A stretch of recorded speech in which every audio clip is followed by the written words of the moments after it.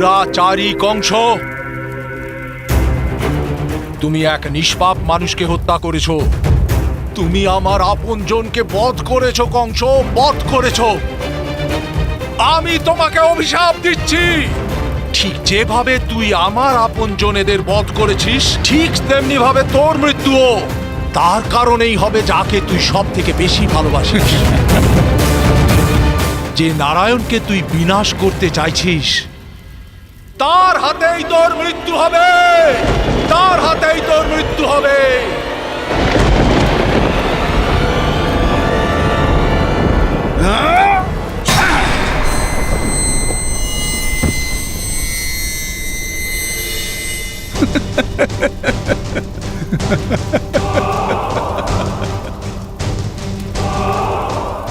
বেচারা বৈকুণ্ঠ যাওয়ার জন্য প্রস্তুতি নিয়ে বেরিয়েছিল, কিন্তু দুর্ভাগ্য, যাত্রা সমাপ্ত। যাত্রা সমাপ্ত।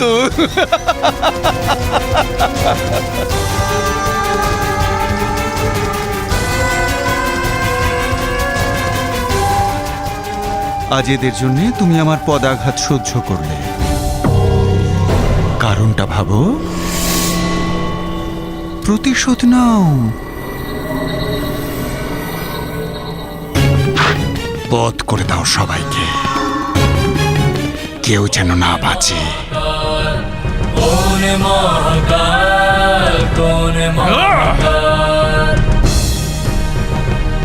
দুঃসাহসী এক মানব, বিধ্বংসী যার তাণ্ডব, বিশ্ব কেঁপে উঠেছে যেই অশ্ব যার ছোটে, দেবতার না অংশ সে দানবেরই ঈশ্বর একটাই, কংস। কংস, কংস ঈশ্বর। কিন্তু আমি এটা বুঝতে পারছি না যে কংসের মনে নারায়ণের প্রতি এত ঘৃণা কেন, এতটাই শত্রুতা যে ও নারায়ণের ভক্তদের উপর অত্যাচার করল, যে ও নারায়ণের পুজো করা থেকে বিরত থাকতে বলল। এই সব কিছু ও সর্বশক্তিমান হওয়ার জন্যই করেছিল, নাকি এর পিছনে অন্য কারণ ছিল? এত ঘৃণার পিছনে নিশ্চয়ই কোনো বড় কারণ ছিল। কারণ তো ছিল রুক্মিণী।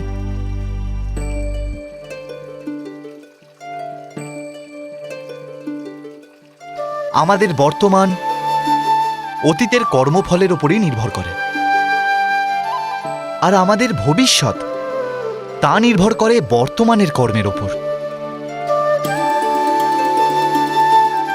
যেমন কংসের সঙ্গে নারায়ণের শত্রুতা, আমার সঙ্গে শত্রুতা ওর পূর্বজন্ম থেকেই ছিল। পূর্বজন্মে কংস ছিল হিরণাক্ষ রাক্ষসের পুত্র কালনেমি।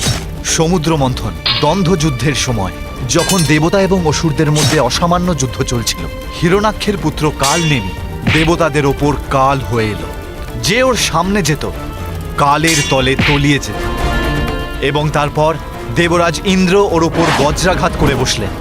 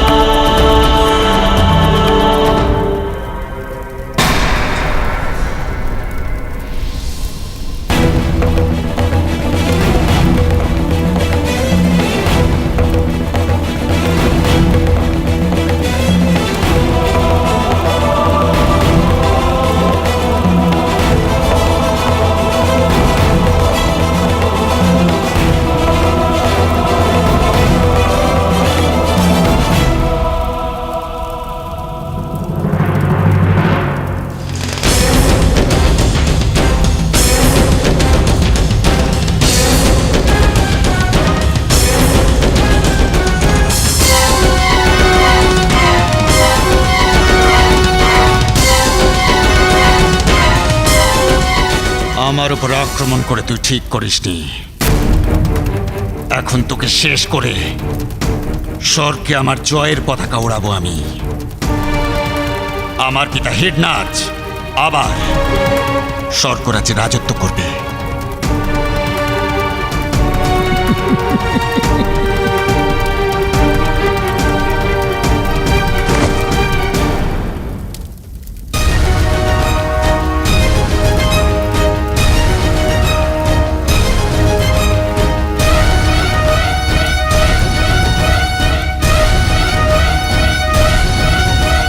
হে নারায়ণ, রক্ষা করুন প্রভু।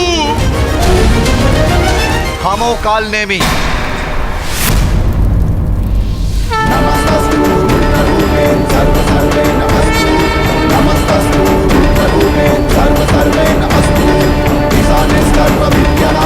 অন্যথা তোমার পরিণামের জন্য দায়ী শুধুমাত্র তুমিই হবে।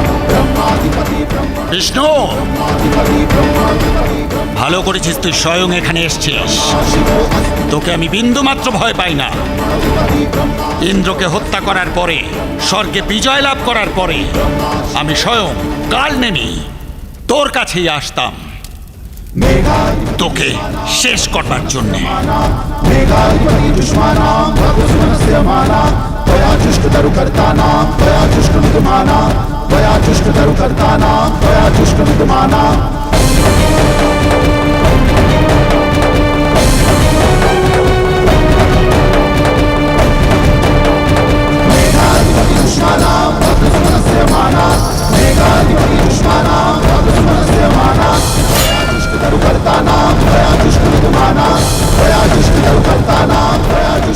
মনুষ্য জাতি বর্তমান জন্মে তার পূর্ব জন্মের পাপ আর পুণ্যের ফল ভোগ করে, কিন্তু তার ঘৃণা এবং তার ভক্তি তার সাথে সাথে এ জন্মেও চলে আসে।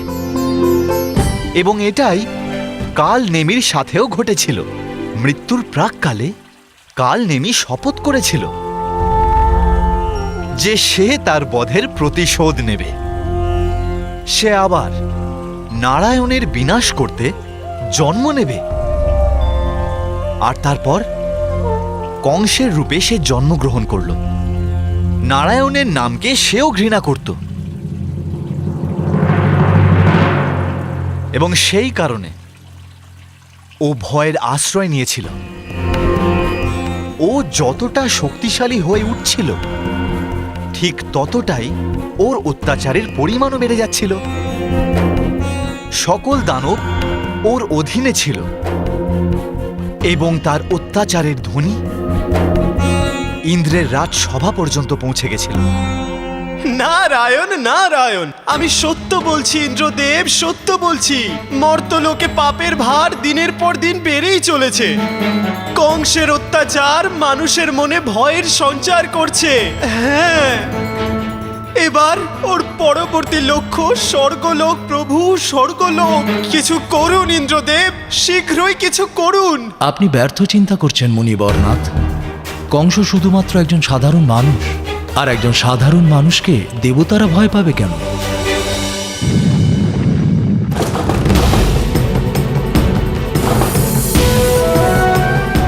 এ ভূমিকম্প নয় ইন্দ্রদেব, এ ভূমিকম্প নয়। কংসের শক্তি বৃদ্ধির প্রদর্শনী, যাকে আপনি ছোট ভাবছেন। কংস কোনো সাধারণ মানুষ নয়। কাল নেমির পুনর্জন্ম হয়েছে, কাল নেমির, যার লক্ষ্য, যার উদ্দেশ্য দেবতাদের ওপর তার পূর্বজন্মের বধের প্রতিশোধ নেওয়া। ইন্দ্রদেব, আমি আপনাকে অনুরোধ করছি, কিছু করুন, শীঘ্রই কিছু করুন। নারায়ণ নারায়ণ। কংসের পাপ অত্যাচারের সমস্ত সীমা পেরিয়ে স্বর্গের দ্বারে গিয়ে উপস্থিত হয়েছিল। পৃথিবী আর অত্যাচার সহ্য করতে পারছিল না, এবং সেই কারণে সে গরুর রূপ ধারণ করল, আর সাহায্য চাইতে ব্রহ্মা এবং রুদ্রের কাছে গেলেন। কিন্তু ওনারা বললেন যে ওর সাহায্য শুধু নারায়ণই করতে পারেন, কারণ কালনেমিকে শেষ করবার শক্তি শুধুমাত্র নারায়ণের কাছেই ছিল। ব্রহ্মা এবং মহেশ নারায়ণের কাছে উপস্থিত হন। नारायणं नमस्कृत्य नरं चैव नरोत्तमं देवीं सरस्वतीं व्यासं ततो जयम् ব্রহ্মদেব আর মহেশকে স্বাগত জানিয়ে আমি ধন্য হলাম। হঠাৎ এত কষ্ট করে এত দূর কেন আসতে গেলেন প্রভু? আপনি তো অন্তর্যামী শ্রীবিষ্ণু। পৃথিবী কংসের অত্যাচারে কাঁপছে। আপনি ওর বিনাশ কবে করবেন প্রভু? সময়ের আগে।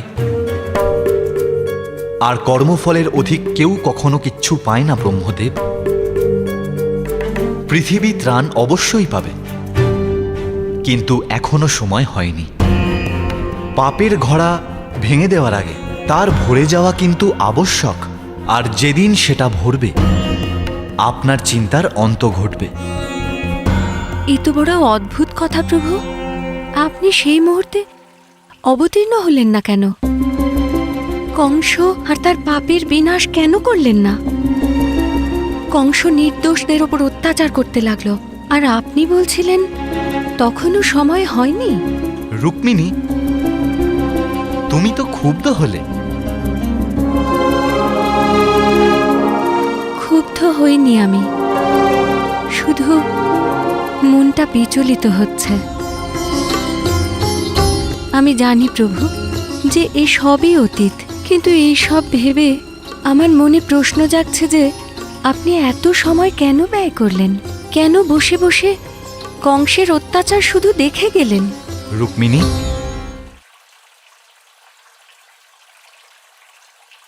হয়তো তুমি শোনোনি, সময়ের পূর্বে আর কর্মচক্র পূর্ণ হওয়ার পূর্বে কেউ কখনো কিচ্ছু পায় না। আকাশের দিকে তাকাও রুক্মিণী। সবকিছু সময়েরই অধীন। আমিও। আজ পূর্ণিমা, আর চন্দ্র পূর্ণ আলোয় সুসজ্জিত। কিন্তু পূর্ণিমা আসার পূর্বে এবং তার পরেও ঘোর অমাবস্যা কিন্তু নিশ্চিত। আর এটাই প্রকৃতির নিয়ম। যতক্ষণ অমাবস্যার অন্ধকার হবে না, পূর্ণিমার চন্দ্রের এই মাহাত্ম্য সিদ্ধ হবে না। পাপ নিজেই নিজের বিনাশের দিকে অগ্রসর হয়।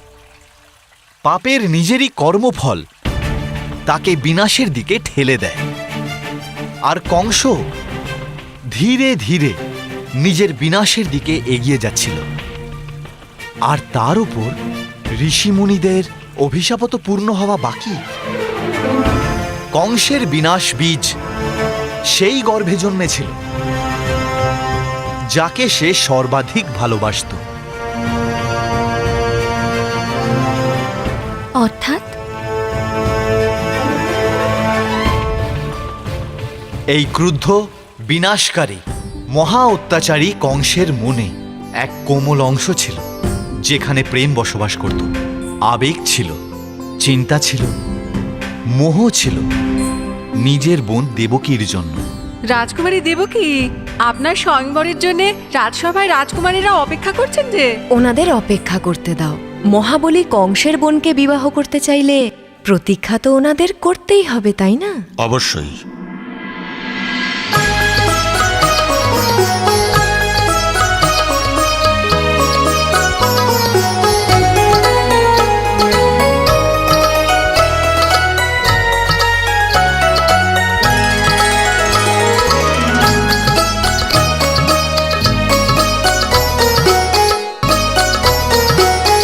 তুমি জানো যে এই কংসের কাছে সারা বিশ্ব সংসারে সবচাইতে মূল্যবান কে? সে হলো আমার বোন দেবকী। দাদা, তুমি এসে গেছো? অনেকক্ষণ ধরে প্রতীক্ষা করছিলাম। বিশ্ব সংসার যার প্রতীক্ষা করছে, সে কিনা আমার প্রতীক্ষা করছে। আসলে তোমার নয়, তুমি যে উপহার আনবে বলেছিলে আমার জন্য, সেটার প্রতীক্ষায় ছিলাম। ভুলে যাওনি তো?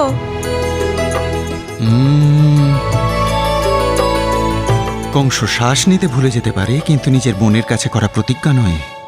খুব সুন্দর একটা উপহার এনেছি, দেখে প্রসন্ন হবে।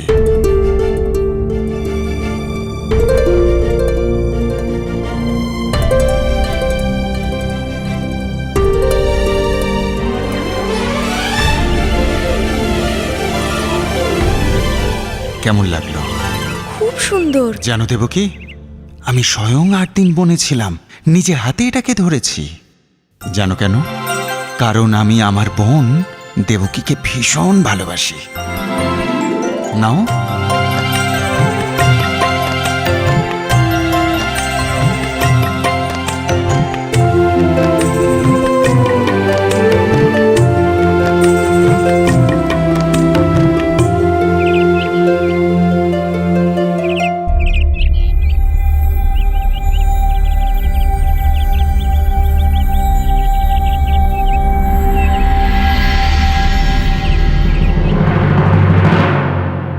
আরে এটা কি করলে তুমি? আরে আমার পরিশ্রম তুমি ব্যর্থ করে দিলে দেবকী। কিন্তু পাখির পরিশ্রম তো সফল হয়েছে। তুমি দেখলে না দাদা, খাঁচার ভেতরে থাকা সত্ত্বেও মুক্ত হওয়ার জন্য কত ছটফট করছিল। খাঁচা যতই সোনার হোক না কেন, পাখি কিন্তু খোলা আকাশে ঘুরে বেড়াতেই বেশি ভালোবাসে। সোনার পাত্রে রাজভোগ খাওয়ায় সেই আনন্দ কোথায় যা আচার খাওয়াতে রয়েছে? কারণ এটা স্বতন্ত্রতার অনুভব করায়। পাখির আনন্দ স্বতন্ত্রতায় ছিল, আর আমার আনন্দ পাখির আনন্দে। তাই আমি ওকে মুক্ত করে দিয়েছি। তুমি তো ওকে মুক্ত করে দিলে দেবকী, কিন্তু তুমি স্বয়ংবরে কারো বন্ধনে আবদ্ধ হতে চলেছ সারা জীবনের জন্য। দাদা, বিবাহ বন্ধন নয়, সে তো স্বতন্ত্রতার এক অনুভূতি। আর আমি তাকেই বিবাহ করব যে আমার মতোই স্বতন্ত্রতা ভালোবাসে। যে অদ্ভুত প্রকৃতির, তাদের সমস্ত কার্য খুব বিচিত্র প্রকৃতির হয়। নিজের বোন দেবকীর স্বয়ংবরের আয়োজনে কংস এক বিচিত্র পরীক্ষা রেখেছিল।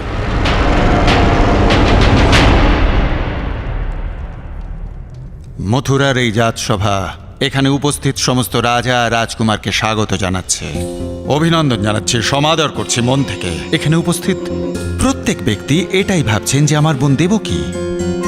কাকে বেছে নেবেন? আমার মনেতেও এই একই প্রশ্ন। সে কে, কেমন হবে সে?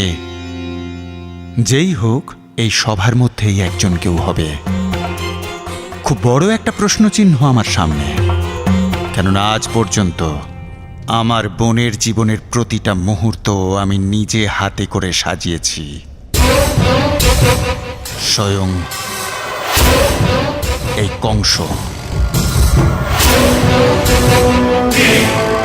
আর সেই কারণে ওর পাত্র নির্বাচন করার অধিকার শুধু আমার। এই স্বয়ংবর সভায় আমার শুধু একটা শর্ত, শুধুমাত্র একটা। এই সভার মধ্যে সেই দেবকীর স্বামী হতে পারে যে নিজের সম্পূর্ণ জীবন আমার অধীন করে দেবে, এই কংসের অধীন। সবাই সম্মত? অদ্ভুত এক শর্ত। সবাই চিন্তিত হয়ে পড়েছিল, কেউ নিজের স্বতন্ত্রতা হারাতে চাইছিল না, আর কেউই মহাবলী কংসের আত্মীয়তার সুযোগও হাতছাড়া করতে চাইছিল না। বলো সবাই সম্মত? মহারাজ, আপনার অধীনে কে নেই? এমন কে আছে যে আপনার ক্ষমতা, বীরত্বের জ্ঞান রাখে না? আপনার নিকটে থেকে আপনার সেবা করা আমাদের জন্য অতি গৌরবের বিষয়।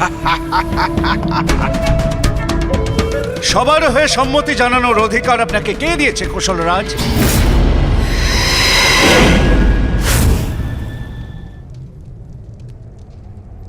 আমার প্রিয় মিত্র বাসুদেব, তোমার এই কথার অর্থ হলো যে তুমি আমার শর্তে সম্মত নও।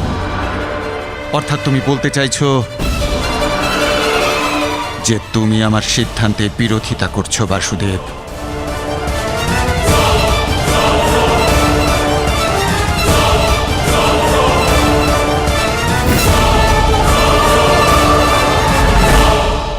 আপনি অবশ্যই একজন বুদ্ধিমান ব্যক্তি মহারাজ। আমার কথার প্রকৃত অর্থ আপনি বুঝতে পেরেছেন। আমি আপনার শর্তে সম্মত হতে পারছি না।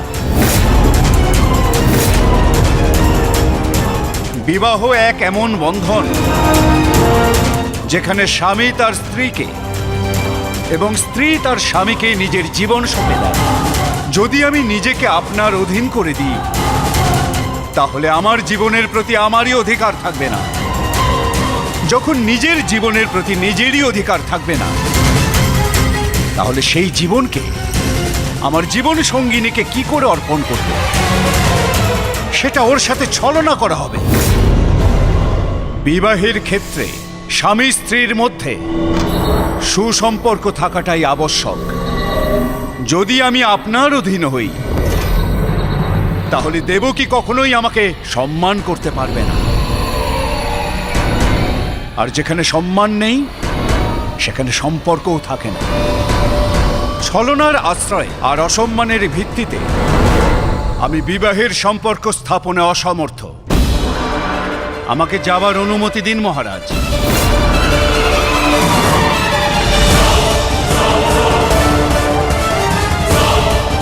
দাঁড়াও।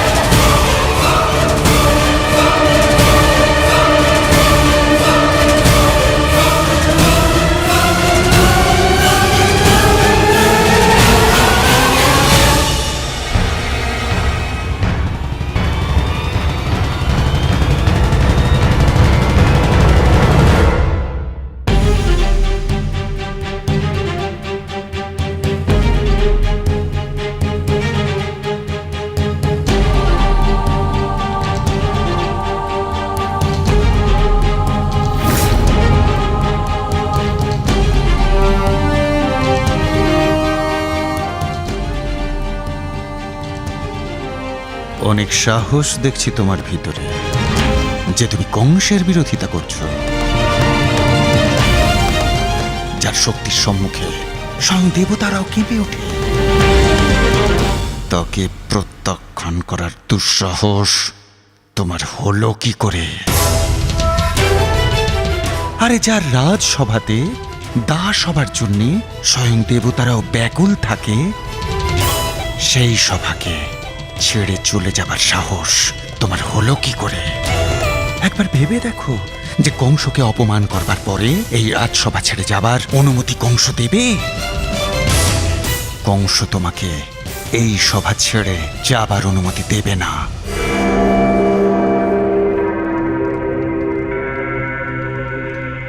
আসলে জানো বাসুদেব, এই সভাতে সর্বশ্রেষ্ঠ পাত্র হচ্ছে তুমি, একমাত্র তুমি যে বিবাহের প্রকৃত অর্থ বোঝো। আর ঠিক সেই কারণে আমি চাই তুমি আমার বোনকে বিবাহ করো। যে ব্যক্তি কারোর দাস হতে চায় না, সে আমার বোনকে কখনোই দাসী করবে না। আর যে ব্যক্তির এত দুঃসাহস যে সে কংসের বিরোধিতা করছে, সে নিশ্চিতভাবে সারা জীবন আমার বোনকে সুরক্ষিত রাখবে।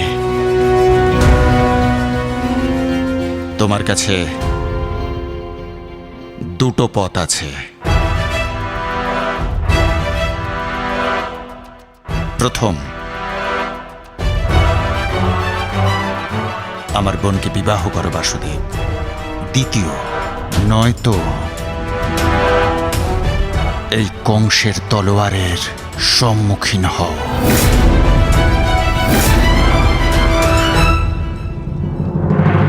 সিদ্ধান্ত নাও তুমি কি করবে। আমি আপনার তলোয়ারে ভীত নই মহারাজ, কিন্তু আমার প্রিয় বন্ধুকে হারানোর দুঃসাহসও আমার নেই।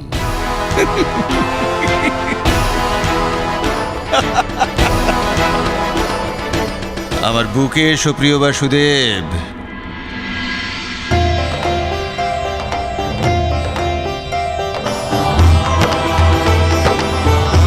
মাতা দেবকীর বিবাহ পিতা বাসুদেবের সঙ্গে সম্পন্ন হবে। কংস খুব প্রসন্ন ছিল, কিন্তু তার কোনো জ্ঞান ছিল না যে নিজের কালকে সে নিজেই আমন্ত্রণ জানাল।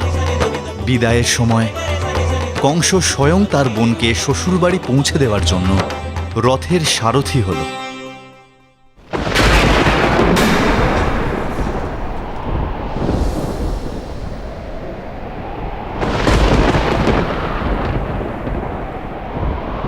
এসো।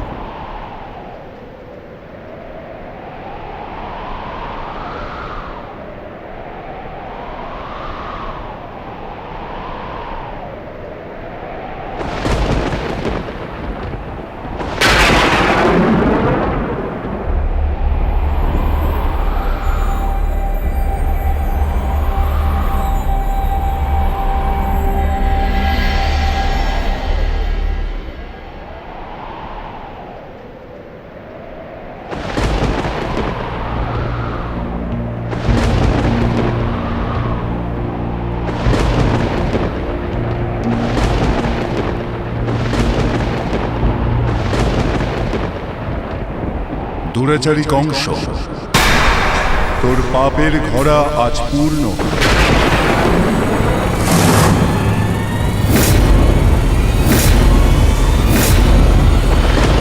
তোর বিনাশ কাল এখন সন্নিকট। যে দেবকী আর বসুদেবের বিবাহে তুই এতটা প্রসন্ন হয়েছিস, সেই বিবাহের যজ্ঞাগ্নিতে তোর চিতা প্রজ্বলিত হবে।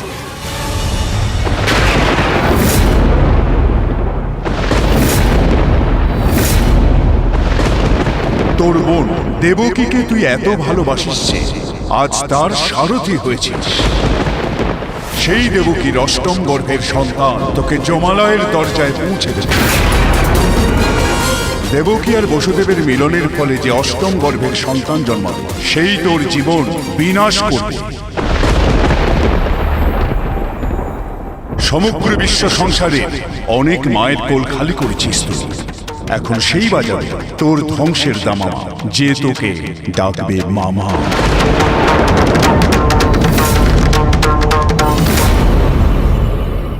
না দাদা, এটা হতে পারে না। আমি সংসারের সব থেকে বেশি তোমায় ভালোবাসি। আমি তোমার বিনাশের কারণ কি করে হতে পারি? আমার সন্তান তোমার বিনাশ করতে পারে না দাদা। এই দৈববাণী মিথ্যা। চিন্তা করো না দেবকী, এই দৈববাণী মিথ্যা। এটা কি করে সম্ভব হতে পারে? সমগ্র বিশ্ব সংসার সাক্ষী, সবচেয়ে অধিক তুমি ভ্রাতা কংসকেই ভালোবাসো, সেও তোমাকে অধিক ভালোবাসে। এরকম কি করে হতে পারে? দৈববাণীর প্রতিধ্বনি তুমি কি শুনতে পাচ্ছ বাসুদেব? আমি এখনো তা শুনতে পাচ্ছি। যে ডাকবে তোকে মামা, সে বাজাবে তোর ধ্বংসের দামামা।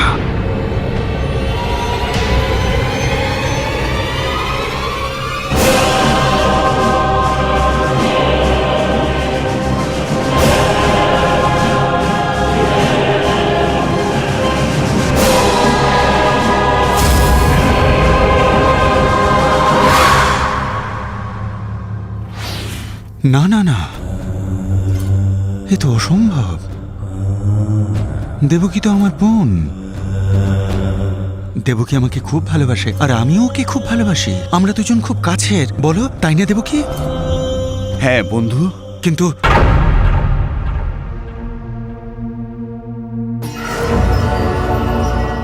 দেখলে বাসুদেব, কিন্তু শব্দটা আমার ঠোঁটে এসেই গেল। আর যখন কারো মনে কিন্তু অথবা হয়তো এই শব্দগুলো এসে যায়, তার সামনে খুব বড় একটা প্রশ্ন চিহ্ন এসে দাঁড়ায়। আর তুমি ভাবো না যে আমার প্রাণের থেকে অধিক অন্য কাউকে আমি কি করে ভালোবাসতে পারি? আমার তো নিজের প্রাণটা খুবই বহুমূল্য বলে মনে হয়। অমূল্য প্রাণ।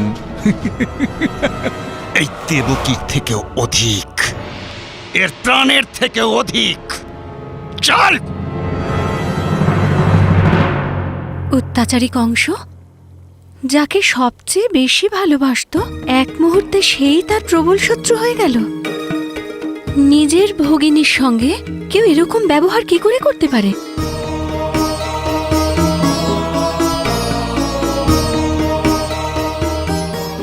পাপীদের কোনো বন্ধুত্ব হয় না, কোনো সখা হয় না। সে কেবল নিজেকেই ভালোবাসে। এই উজ্জ্বল কীটগুলোকে লক্ষ্য করো, এরা আলোর দিকে আকর্ষিত হয়, জ্বলন্ত প্রদীপের দিকে স্বয়ং উড়ে চলে আসে। এটা জানা সত্ত্বেও যে এই প্রদীপই ওদের মৃত্যুর কারণ হবে।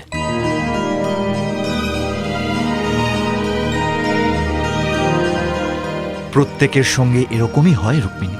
আমাদের কর্মই আমাদের মহান করে তোলে, আর আমাদের কুকর্ম আমাদেরকে ধ্বংসের দিকে ঠেলে দেয়। কেউ কেউ নিজের বিনাশে শান্তি পায়, তো কারোর বিনাশ হলে সমাজে শান্তি আসে।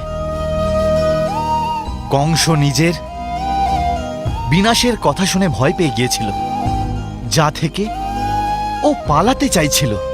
যে অগণিত পাপ করেছে তার জন্য নিজের বোনকে কষ্ট দেওয়া খুব দুষ্কর ছিল।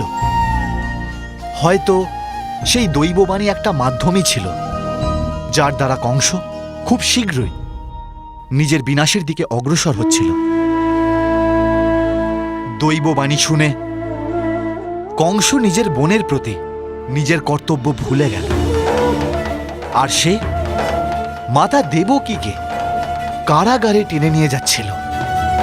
ও এটা জানতো না যে কংসের কাল তাকে নিজের দিকে টানছে।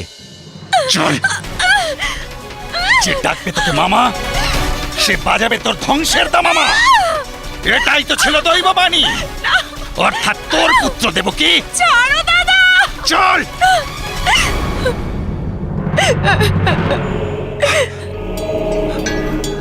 আমার প্রিয় বোন, তুমি ঠিক আছো তো? তোমার প্রতি আমার যে ভালোবাসা, সেটাকে আমার দুর্বলতা ভেবে নিলে? কংসের বিরুদ্ধে চক্রান্ত? কংস কোন রকম দুর্বলতার কারণ হতে চায় না। আর যদি আমার এই ভালোবাসাকে ওরা দুর্বলতা ভেবে থাকে, তবে আজ এক্ষুনি এই মুহূর্তে এই দুর্বলতাকে আমি শেষ করে দেব। আর তুই যে দৈববাণী শুনেছিস, সেটা আমার জন্য ছিল না, সেটা ছিল তোর জন্যে দেবকী, তোর জন্যে।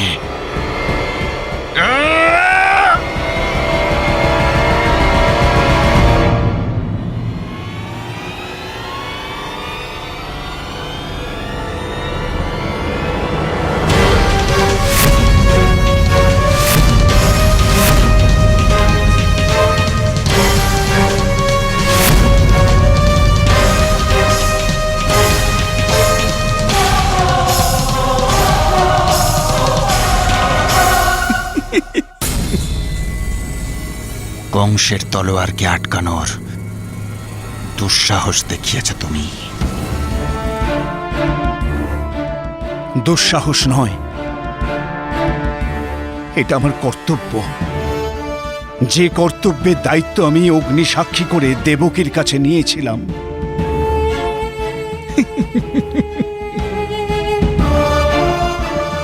এই কর্তব্য যেন তোমার কাল না হয় বাসুদেব, কারণ আমার শুধুমাত্র নিজেরই প্রাণের প্রতি ভালোবাসা রয়েছে, আর কারোর প্রতি নয়।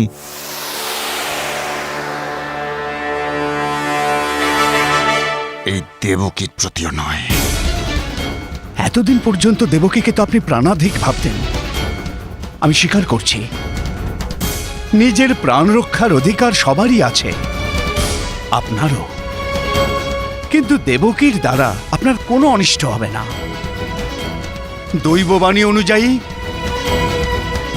আমাদের সন্তানই হবে আপনার প্রাণ সংশয়ের কারণ। নিরাপরাধ দেবকীকে হত্যা করে আপনার কি লাভ হবে? আপনার শঙ্কা দূর করতে আমি ওকে মথুরা থেকে অনেক দূরে নিয়ে যাব, যেখানকার বাতাসও মথুরায় ফিরে আসবে না। না,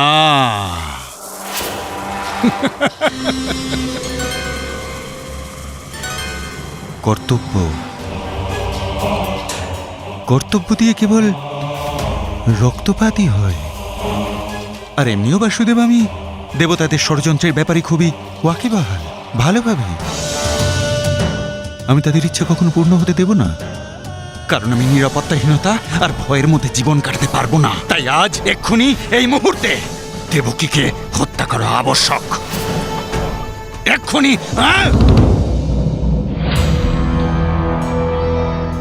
এমন অনর্থ করবেন না মথুরাপতি। ভাবুন আপনি, লোকে কি বলবে, সমাজ কি বলবে? একজন ভাই তার বোনকে হত্যা করলো। মহাবলী কংস অবলা নারীকে হত্যা করেছে। সমাজ সমাজ কি বলবে? কংস এটা কোনোদিন ভাবেও নি যে লোকে কি বলবে, সমাজ কি বলবে। এই যে সমাজ দেখছো না বাসুদেব, এই সমাজ সেটাই বলবে যেটাই কংস বলবে। তারা সেটাই দেখবে যেটাই কংস দেখাবে। কারণ এই বিশ্ব সংসারে একটাই ঈশ্বর আছে, সেটা হলো কংস। আর ওই দেবতাদের চক্রান্ত আমি কিছুতেই সফল হতে দেব না। আপনি অবশ্যই এটা করতে পারেন। আমাদের এতটা ক্ষমতা নেই যে আপনার বিরোধিতা করব, কিন্তু আপনি এটা অন্তত বোঝবার চেষ্টা করুন। আপনার প্রাণ সংশয়ের কারণ দেব কি নয়, আমাদের সন্তান। আমি আপনাকে কথা দিচ্ছি, আমাদের সন্তান যখনই ভূমিষ্ঠ হবে আমি আপনার হাতে সঁপে দেব। আপনি তার প্রাণ নাশ করবেন, তাতে আপনার সংকট কেটে যাবে। আপনি দেবকীর প্রাণ নাশ করে ভগ্নী হত্যার কলঙ্ক কেন আপনি মাথায় নিচ্ছেন? আমি আপনাকে কথা দিচ্ছি। না, আমি বিশ্বাস করি না বাসুদেব। কেননা যে ব্যক্তি নিজের স্ত্রীকে বাঁচানোর জন্য এতটাই ব্যাকুল হয়, একবার ভাবো সে নিজের সন্তানকে বাঁচানোর জন্য কতটা ব্যাকুল হবে। আপনি আমাকে বলে দিন যে আপনার বিশ্বাস অর্জন করতে আমাকে কি করতে হবে?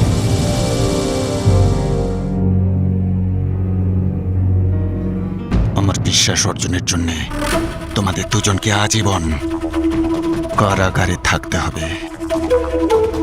আজীবন। আমার সংশয় দূর করার জন্যে আমায় কথা দিতে হবে যে তোমাদের দুজনের প্রতিটা সন্তান ভূমিষ্ঠ হওয়ার পরেই আমার হাতে সঁপে দেবে। বলো, সম্মত?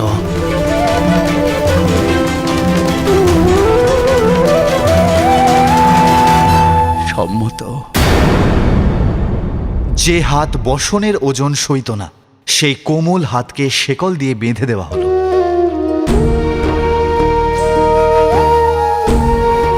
মথুরার মাটি নিশ্চয়ই সেদিন অহংকারে ভরে গিয়েছিল।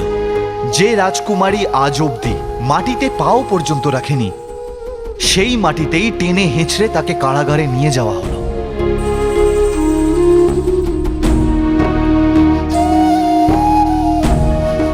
যেই সিঁথিতে সিঁদুর ছিল, সেই সিঁথি আজ ধুলো মাখা। যেই মুখে গর্ব ছিল, আজ সেই মুখে যন্ত্রণা।